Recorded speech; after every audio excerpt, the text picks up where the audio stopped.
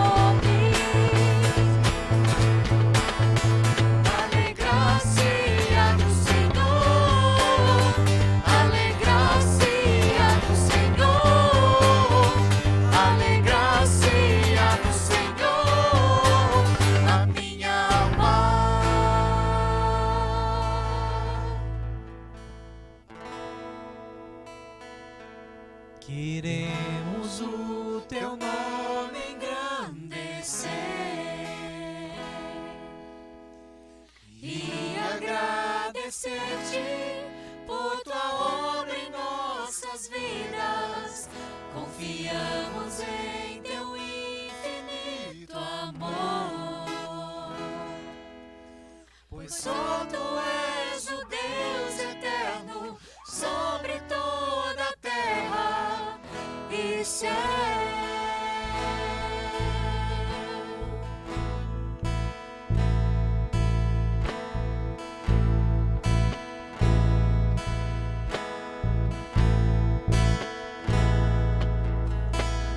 Grande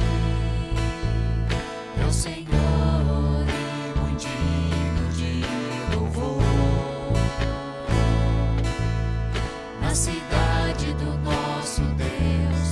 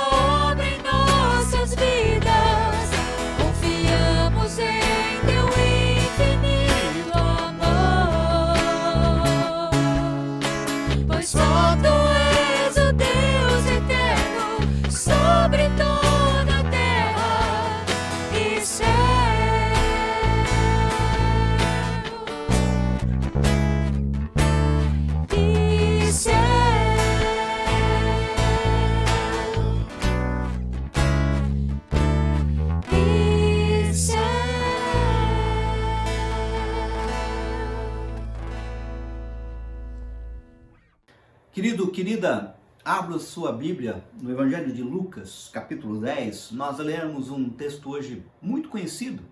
Por sinal, esse texto só tem no Evangelho de Lucas. Lucas, capítulo 10, a partir do verso 25. É aquele que é conhecido como a parábola do bom samaritano. Diz assim a palavra do Senhor. Lucas 10, 25. Acompanhem comigo.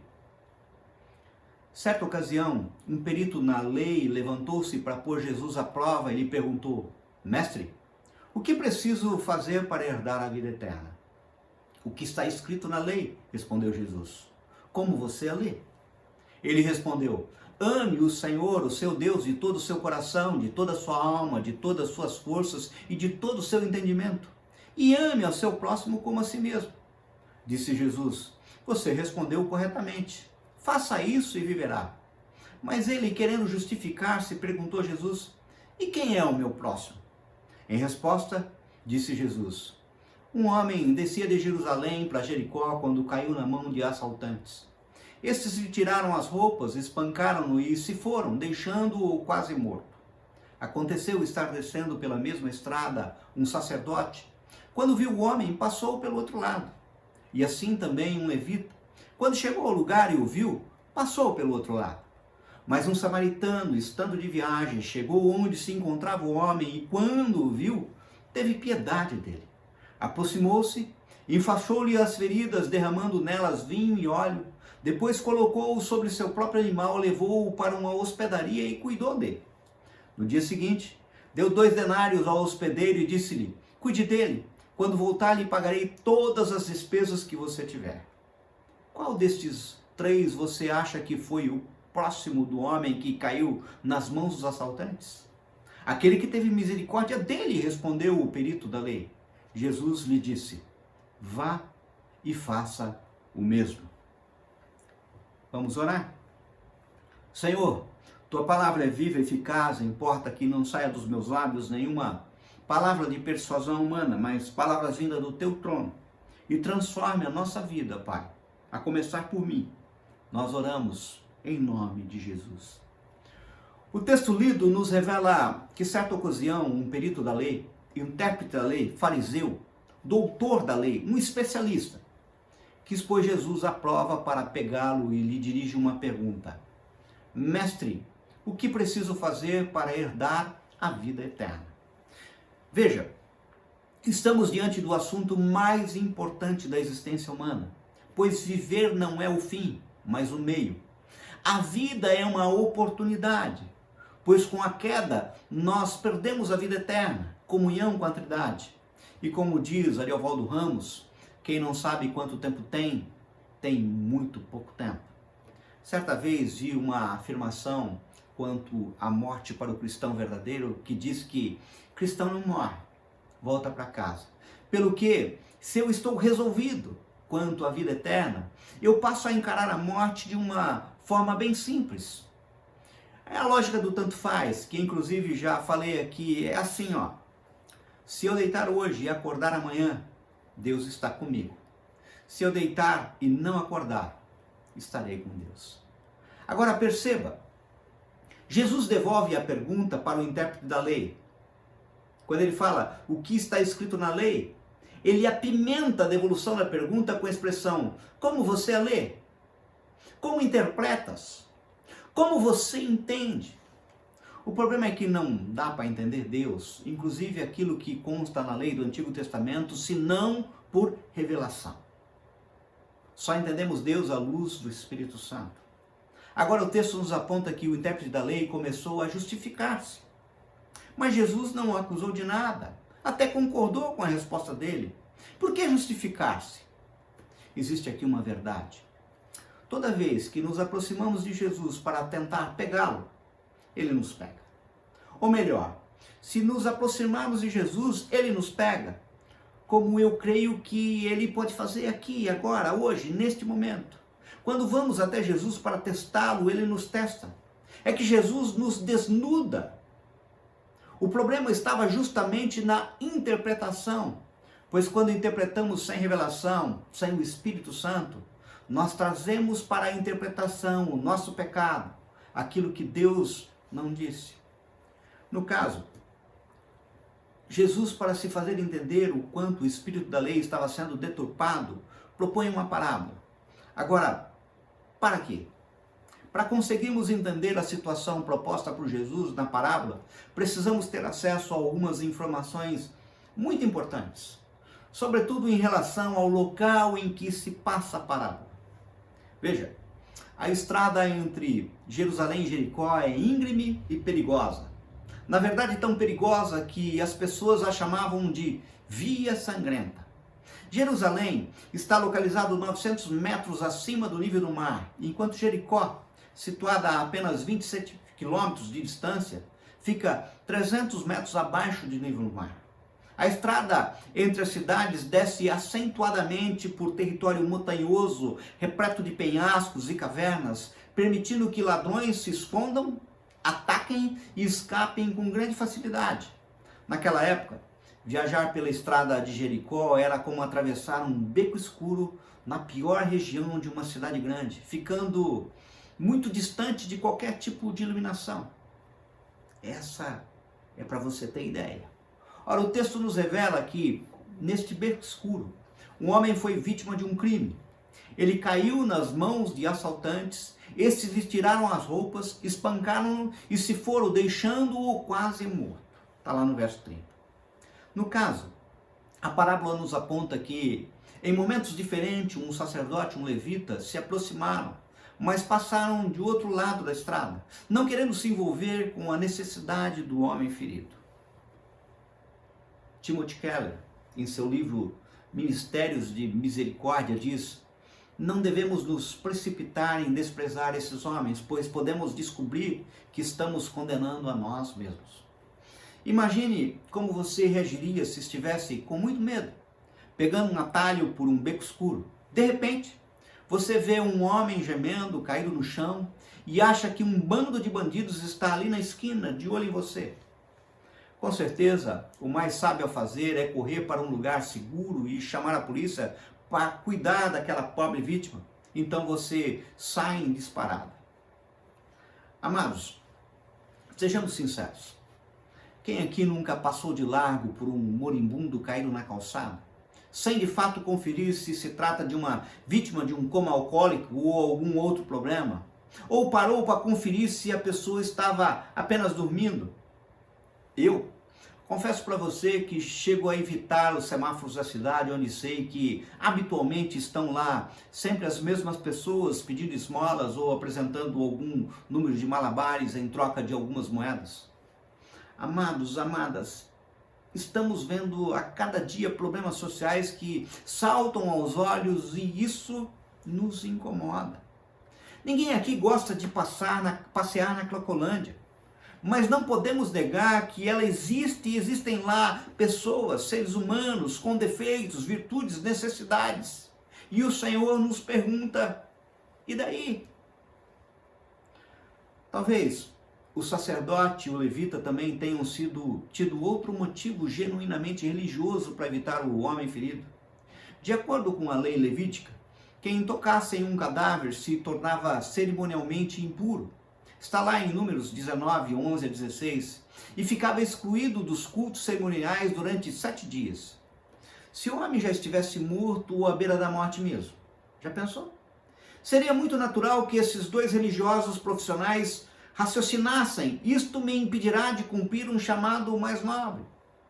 Vejam, eu não estou aqui achando justificativa. Vejam que a ironia está no fato de que, sendo ambos, sacerdote e levita, responsáveis como ministros do povo de Deus, por ajudar os necessitados, não fizeram o que deviam. Note, os sacerdotes, além de outras responsabilidades, incumbiam-se na saúde pública. Os levitas da distribuição de esmolas aos pobres, ou seja, fica claro que, logicamente, negligenciaram um preceito importante. Obedecer é melhor que oferecer sacrifícios. É o que está lá em 1 Samuel 15, 22. Notem, existem muitas questões que podem ser propostas a partir do texto lido. Dentre elas, uma se refere à necessidade de misericórdia para nos identificarmos como cristãos. Ora, não podemos nos esquecer que essa parábola é uma resposta à pergunta: que devo fazer para ter a vida eterna? Querido, querida, tenha em mente que a mesma pergunta foi feita por Jesus em Marcos 10, 17, por um jovem rico. Ali Jesus termina dizendo, vai, vende tudo que tens e dá aos pobres, Marcos 10, 21. Ou seja, parece que Jesus vê o cuidado para com os outros como a essência daquilo que é ser cristão. Quer um outro exemplo? Em Mateus 25, 31 e seguintes, Jesus julga as pessoas com base no ministério que exercem, aos famintos, nus, sem tetos, doentes e encarcerados. O que Jesus está dizendo? Ele está dizendo que apenas quem trabalha com assistência social vai para o céu? Não somos salvos pela fé em Cristo somente? Então por que misericórdia parece tão central à própria definição do que é ser cristão? Amado, amada, Jesus não ensina que as boas obras e o cumprimento da lei levam à salvação. O que ele ensina é que aqueles que são salvos andam nas boas obras e, como regra de gratidão, guardam os mandamentos do Senhor, conforme Efésios 2:10. Nesse sentido, o significado da parábola do bom samaritano pode ser resumido no conselho de Tiago. Tornai-vos, pois, praticantes da palavra e não apenas ouvintes, enganando-vos a vós mesmos. Tiago 1, 22. A parábola é como se Jesus estivesse perguntando, você sabe o que é amar a Deus de todo o coração e não sabe quem é o teu próximo? Como que pode ser isso? Vejam, não vamos nos ater às razões e motivações do coração do sacerdote ou do levita. Isso de modo a justificar, inclusive, seus atos de falta de misericórdia e os nossos. Olha que somos bons nisso, achar justificativa. Mas vamos pegar a praticidade daquilo que é praticado pelo samaritano e vermos o que o texto nos oferece. Bem, resta claro que o texto nos oferece uma possibilidade de salvação, e aleluia por isso. Qual é essa possibilidade? Vá e faça o mesmo, verso 37. Mas o que é preciso para fazermos o mesmo? Essa é a pergunta. Vamos ver o que nos aponta o texto, fazendo um paralelo com a minha história, com a sua história e o agir de Deus em nossas histórias. Em primeiro lugar, o texto nos aponta que é preciso visão. Mas um samaritano, estando de viagem, chegou onde se encontrava o homem e quando o ouviu, teve piedade dele. Verso 33. O viu aqui é olhar com os olhos de Deus. Sabe, é como na oportunidade ter em mente, sabe, aquele Em Seus Passos, o que faria Jesus, é um título de um livro escrito por Charles Sheldon e publicado originalmente em 1896 nos Estados Unidos. Você já se fez essa pergunta algum dia? O que eu faria, Jesus, em meus passos? Você ficaria surpreso com o resultado. Isso exatamente é o relativo à obra cristã em questão. No verso 33, o samaritano teve piedade dele. Em outra versão diz, compadeceu-se dele. Teve visão. Amados, nós ainda passamos de largo pela prostituta. Nós ainda passamos de largo pelo drogado, pelo mendigo.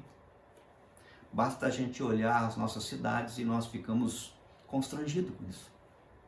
E é como se não soubéssemos o exemplo do fariseu. Quem é o nosso próximo? Pelo que fica claro que Jesus nos ensina que qualquer pessoa necessitada é o nosso próximo. Perceba uma coisa, o homem pecou e afastou-se de Deus, caiu em desgraça, mas o que fez Deus? Olhou para nós lá na eternidade e se encheu de piedade, teve misericórdia.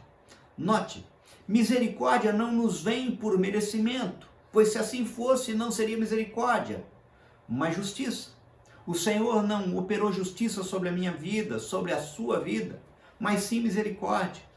Ai de mim, ai de você, se não fosse a misericórdia de Deus, nós simplesmente não existiríamos.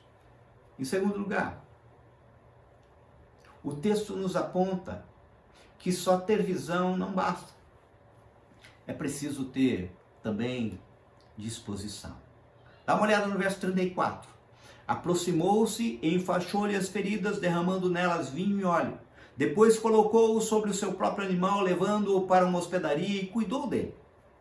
Olha, no verso 34, o samaritano teve disposição, partiu para a ação.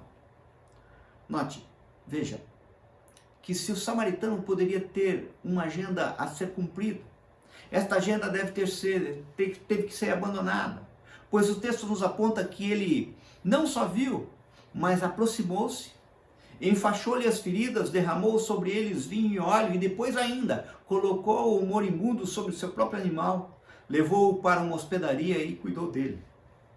Amados, quantas vezes nós até temos a visão, mas daí a partir por uma ação vai uma grande distância. Sabe, tudo é difícil, tudo é complicado, nada cabe na agenda, nada compensa o esforço. O mundo nos oferece tantas outras coisas. Você já notou que na igreja, na comunidade, tem muita gente com ótimas ideias e intenções, mas muito poucas se transformam em disposição? Como é que Deus operou a misericórdia em nossa vida? Enviou o seu Filho que, embora sendo Deus, não considerou que ser igual a Deus era algo que devia apegar-se, mas esvaziou-se a si mesmo, vindo a ser servo, tornando-se semelhante ao homem. É que está em Filipenses 2, 5, 6. Ou seja, querido, Deus não teve só visão, Ele teve ação. Jesus assumiu a disposição de vir até nós em forma humana. Veja, sua agenda divina foi transformada em propósito de misericórdia para conosco. Ou seja, visão de Deus sem envio de Jesus, não haveria que se falar em misericórdia, pois a misericórdia se manifesta no ato. E foi isso exatamente que o Senhor fez para conosco, enviando o seu Filho. Terceiro lugar, não basta ter visão e disposição. Preste atenção. É preciso um investimento total. Como assim? Que história é essa de investimento total? Veja, meu querido, minha querida, que se a parábola tivesse parado com a ação do samaritano no verso 34, já seria algo maravilhoso, pois muitos não chegam a esse ponto. No entanto, observem aquilo que resta apontado no verso 35.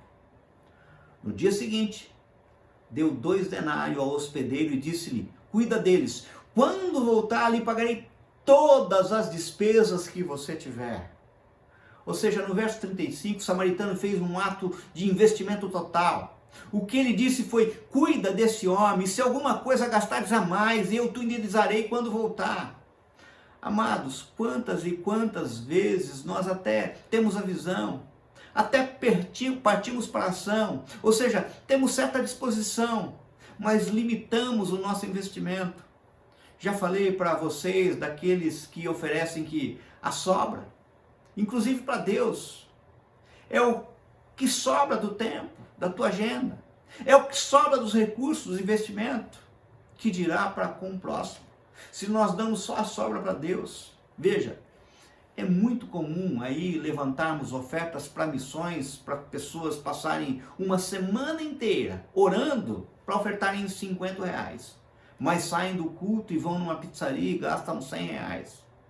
Amados, vamos voltar ao paralelo com Deus. Quanto mesmo que Deus investiu pela sua salvação? Quanto custou? Custou o preço mais alto que alguém poderia pagar, custou a morte do seu filho numa cruz. Entenda, meu amado, ele investiu tudo, absolutamente tudo por mim e por você. Interessante que muitas vezes até recebemos a visão de Deus para perdoar um irmão, e até temos disposição para procurar o irmão para fazê-lo, mas daí colocamos condições. É como se falássemos: eu só vou até aqui. Mas não dá. Limitamos nossos investimentos. Você já pensou se Jesus tivesse ido somente até o Sinédrio? Mas não. Ele foi até o Calvário. Ele foi até a cruz. Ele investiu tudo. Amados, é interessante que o verso de João 3,16, todos sabem de cor.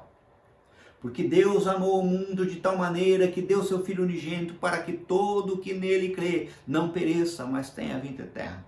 Tenho certeza que você lembrava dele.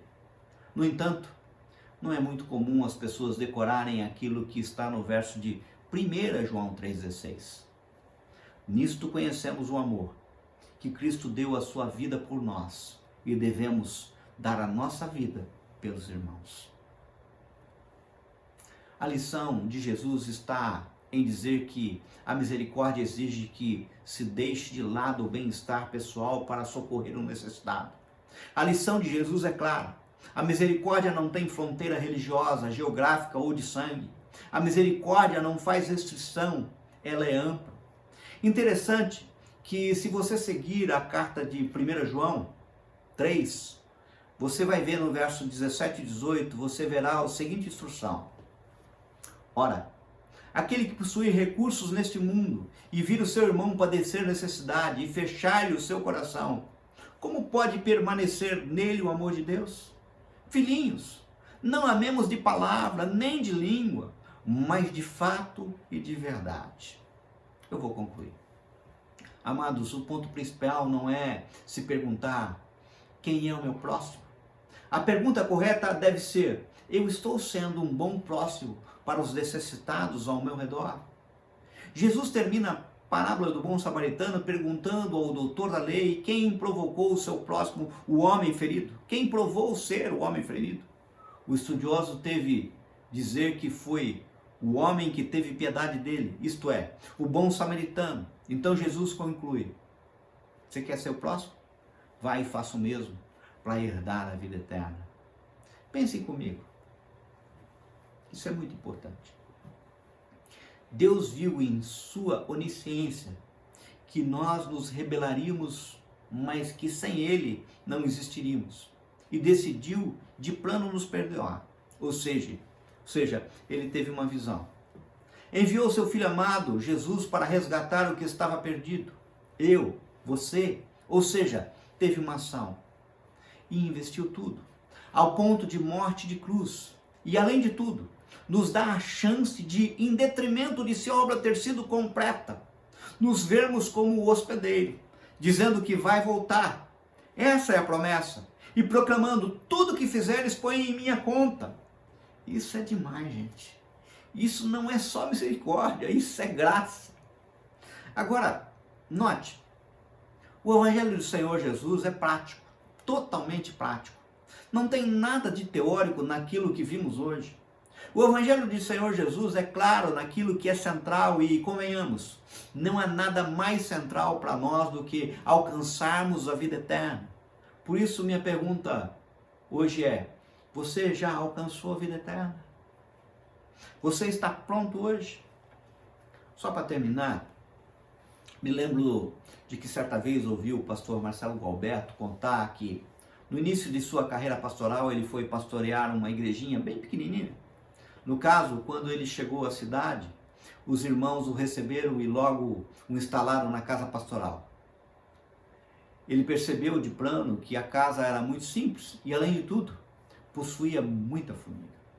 Formiga de tudo quanto é tipo e tamanho.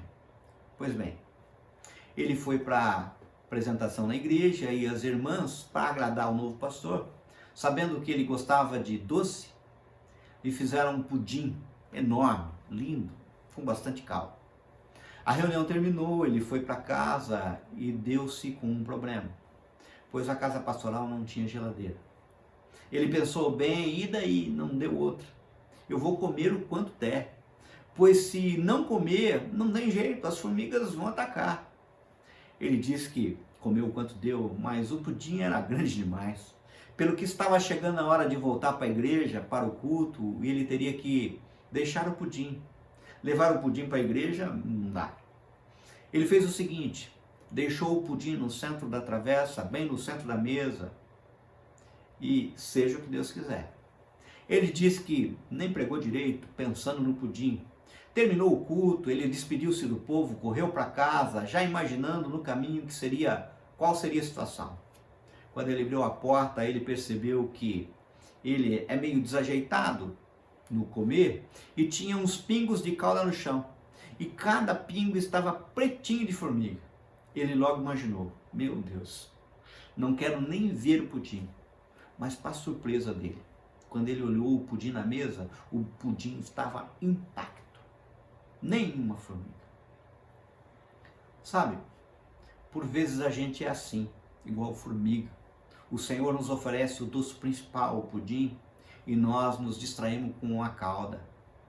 Gente, o pudim é o principal, a cauda é o acessório. Quando é que vamos aprender que a nossa salvação foi o projeto principal de Deus? O pudim.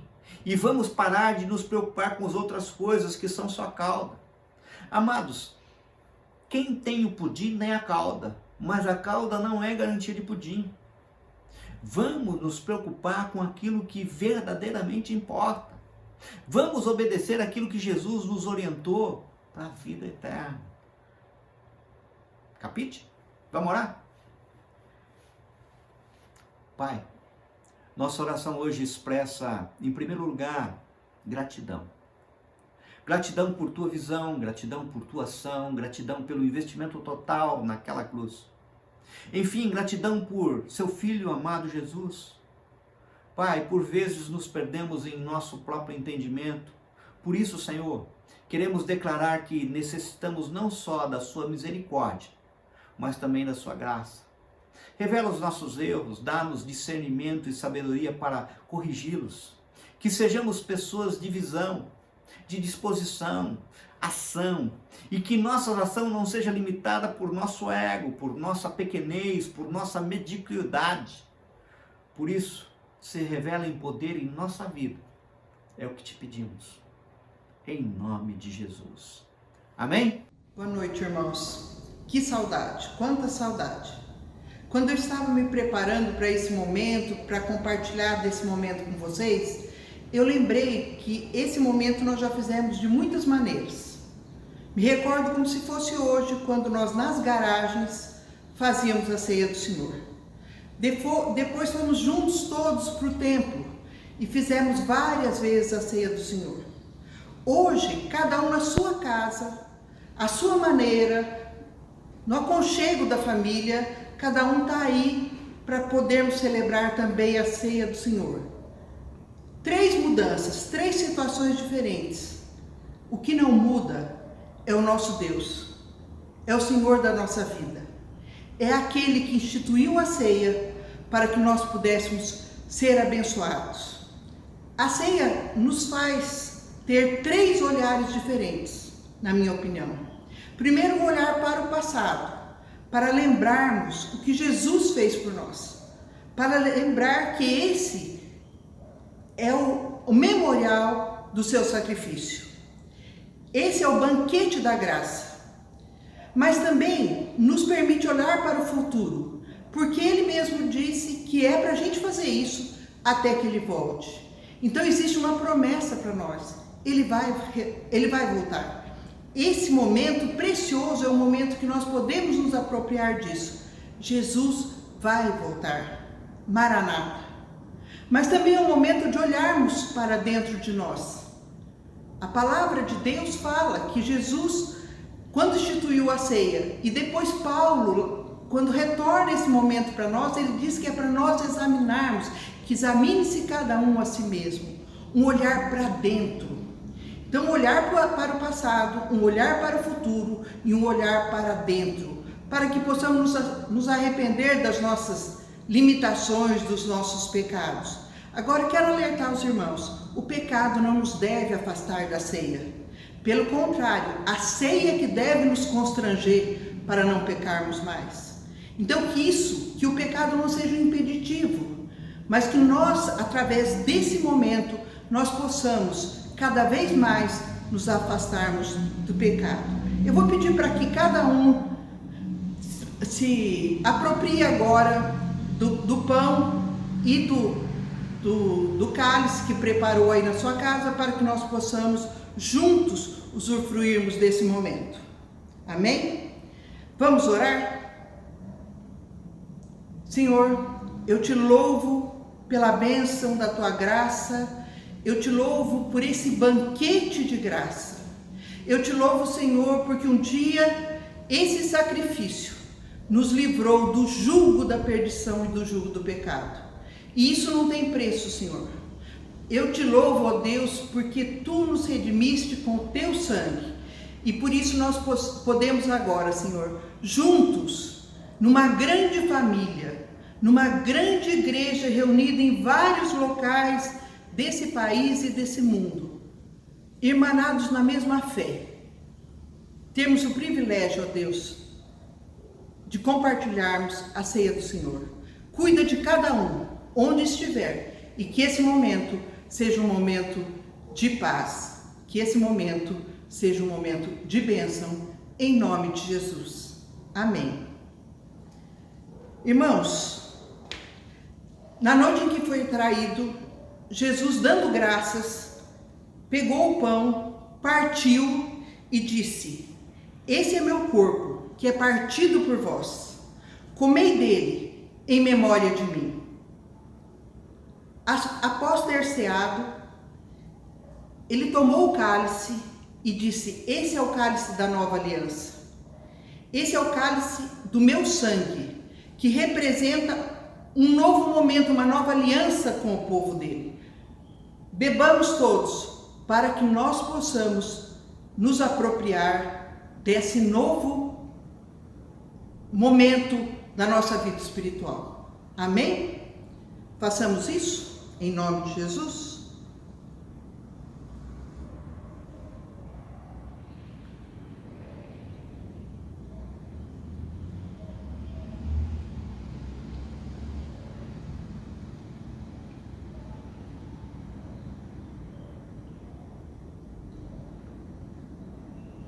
Senhor, onde estiver um dos teus, usufruindo desse momento, que eles sejam tocados com o Santo Espírito do Senhor. Cuida, ó Deus, dessa nação. Cuida desse povo que é teu. Que nós possamos, ó Deus, em teu nome, em nome de Jesus, estarmos sobre a tua mão protetora, pregando o Evangelho, sendo sal da terra e luz do mundo, em nome de Jesus. Amém. Amém.